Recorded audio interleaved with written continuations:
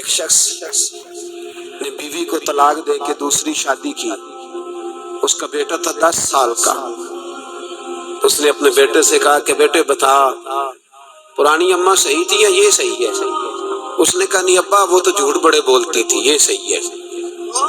وہ جھوٹی تھی، وہ جھوٹ بڑے بولتی تھی میری سگی اماں، یہ سچ بولتی ہے. اس نے کہا وہ کیسے؟ کہنے لگا اس لیے کہ میں کوئی شرارت کرتا تھا تو میری سگی اماں مجھے تھپڑ مارتی تھی اور کہتی تھی تجھے روٹی نہیں دے رہی، جا دوڑ جا گھر سے. تو میں دوڑ جاتا تھا تو جھوٹ بولتی تھی نہیں دینی، پھر آدھے گھنٹے کے بعد مجھے ڈھونڈنے لگ جاتی تھی، ڈھونڈ کے لاتی تھی، پھر میری منت کرتی تھی، پھر مجھے کہتی تھی نہ مجھے ستایا کر، پھر میرا ماتھا چومتی تھی، پھر میری مرضی کا کھانا بنا کے دیتی تھی، پھر میرے منہ میں لقمے ڈالتی تھی. جھوٹی تھی، پہلے کہتی ہے نہیں دینی پھر پیچھے بھاگتی ہے. یہ سچی ہے. میں شرارت کرتا ہوں تو تھپڑ مار کے نکالتی ہے، پھر میں منتیں کرتا ہوں پر روٹی نہیں دیتی، پیر پکڑتا ہوں نہیں دیتی. سچ بولتی ہے، اپنی بات پہ ڈٹ جاتی ہے. او بھائی بچے اس کی ماں ہی پال سکتی ہے. تو نے 3 جملے کہتے سوچا ہی نہیں، تیرا کا گیا تو یہ تو نئی بیوی ملے گی، اور اس کا بھی کیا گیا، اس کو بھی شاید شوہر مل جائے. ان پھولوں کی پرورش صرف ان کا مالی کر سکتا ہے، دوسرا کر سکتا تو تو نے حوصلہ ہی نہیں کیا. ٹھیک ہے غلطی بیوی کی تھی پر تو مرد تھا نا، تیرے پاس تو دلیری تھی. فٹافٹ 3 طلاق کے جملے کہہ دیے. اور میرے رسول پاک علیہ السلام نے فرمایا جائز کام بڑے ہیں پر طلاق جائز تو ہے پر میرے رب کو پسند نہیں، اللہ کو پسند. تو نے مالی بگا دیا جس نے تیرے گھر کا باغ سینچنا تھا. تو بھائی یہ حوصلہ نہیں، درجنوں طلاقیں، 20 کیس، اور ابھی وہ شادی کے پورے کپڑے نہیں پہنے تو طلاق پہلے. اس کی وجہ یہ کہ حوصلہ نہیں، صبر نہیں، رضا نہیں. ہم احساس نہیں کرتے. اگر تو یہ سمجھ جائے کہ بس اللہ نے جو میرے لیے بہتر سمجھا مجھے دے دیا، صحیح ہے میری آزمائش ہے، کیا ہے کچھ ہے جو اس نے بہتر سمجھا مجھے اس نے، پھر تو سکھی ہو جائے، تیرے لیے جینا آسان ہو جائے، پھر تو بہت ساری پریشانیوں سے آزمائشوں سے دور ہو جائے. میرے نبی پاک علیہ السلام نے ہمیں حوصلہ کرنے کا حکم دیا، دلیری. 2-3 سال شاید پچھلے سال یا اس سے پچھلے سال حج کے موقع پہ نا ہمارے پاکستان میں تو بڑے بڑے انوکھے واقعات ہوتے ہیں.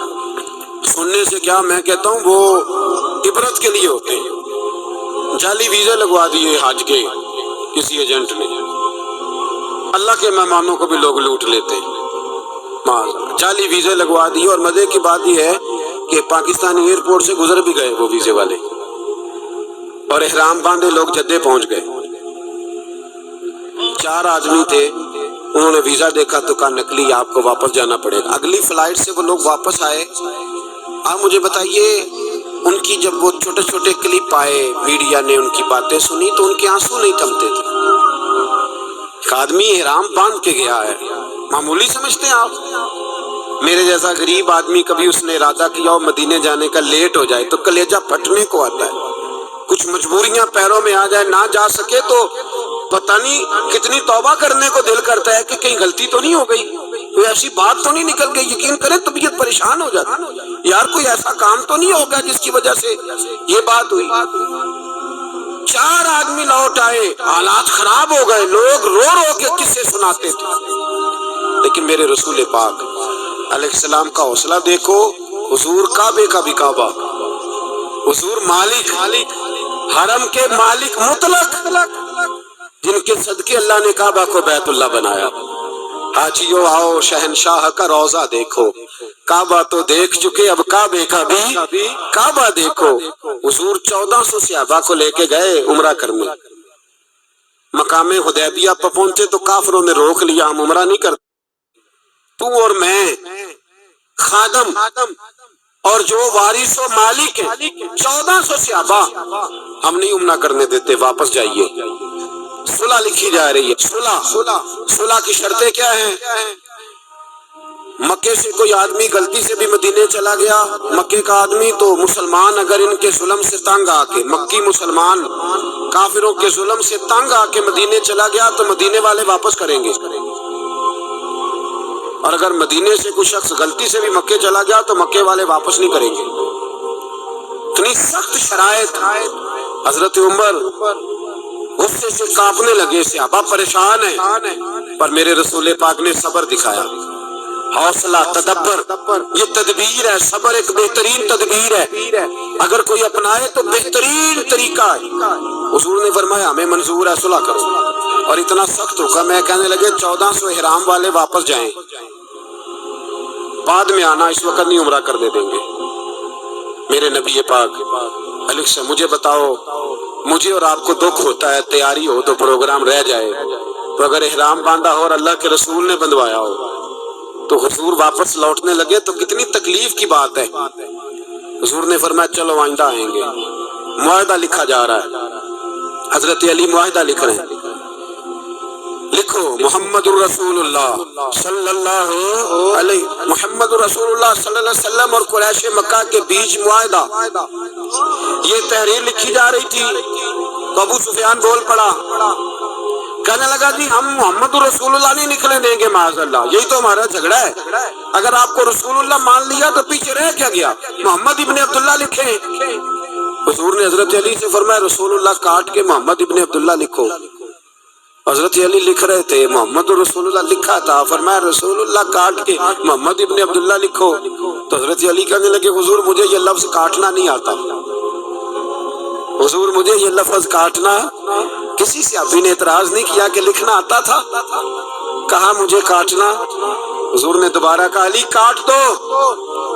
یا رسول اللہ مجھے یہ لفظ کاٹنا نہیں آتا۔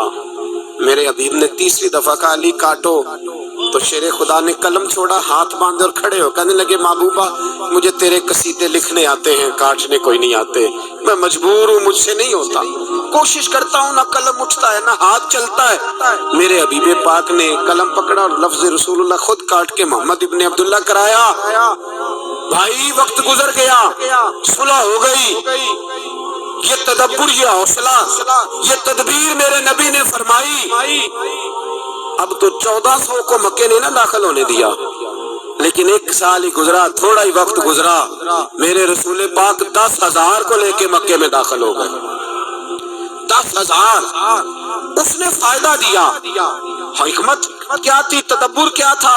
قریش روز لڑائی کرنے آ جاتے تھے، تبلیغ ہی نہیں کرنے دیتے تھے، ان سے صلح ہو گئی تو نبی پاک نے کیسر کو خط لکھا، کیسر روم کو، ہرکل کو، دور دراز تبلیغ پھیل گئی، مسلمان 1,00,000 سے زیادہ ہو گئے، ان کی طرف سے اب وہ لڑائی بند ہو گئی۔ میرے حبیب پاک علیہ السلام کے حوصلے نے کمال دکھایا، اس تدبیر نے فائدہ دیا امت مسلمہ کو۔ 10,000 کا لشکر لے کے حضور کعبے میں داخل ہوئے۔ کل جو ابو سفیان کہتے تھے نا محمد رسول اللہ لکھنے نہیں دوں گا، آج وہ خود کہہ رہے تھے اشہد ان لا الہ الا اللہ واشہد ان محمد رسول اللہ صلی اللہ علیہ۔ کل جو کہہ رہے تھے کہ میں یہ لفظ نہیں لکھنے دوں گا، آج ابو سفیان کی حویلی میں لاکھوں لوگ، ہزاروں لوگ بیٹھے تھے اور سارے کہہ رہے تھے محمد الرسول اللہ، محمد الرسول اللہ، محمد الرسول اللہ صلی اللہ علیہ وسلم۔ میرے محبوب کی تدبر نے، فقاہت نے، اور پھر کمال ہوا۔ 1400 کہاں اور 1,44,000 کہاں، 1400 کہاں اور 1,44,000۔ 1400 کو نہیں جانے دیا عمرہ کرنے، میرے رسول پاک 1,44,000 کو لے کے حج کرنے چلے گئے۔